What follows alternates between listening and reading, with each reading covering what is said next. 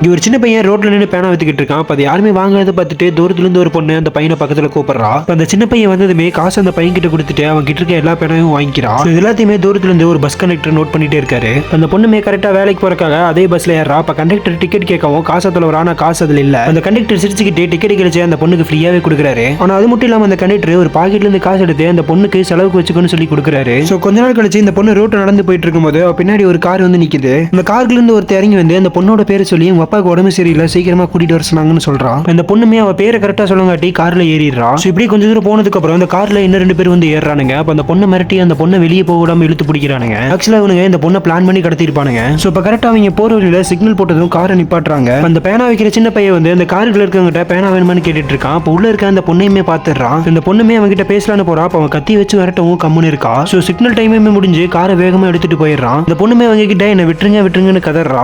Car முன்னாடி red கலர்ல ஒரு கார் வந்து நிக்குது. பார்த்தா அந்த சின்ன பையன் ஒரு பெரிய ஆளை கூட்டிட்டு வந்து நிக்கிறான். அந்த ரவுடிங்க காருக்குள்ள இருந்து இறங்கி வராங்க. அப்ப போலீஸுமே கரெக்டா அந்த இடத்துக்கு வந்துடுறாங்க.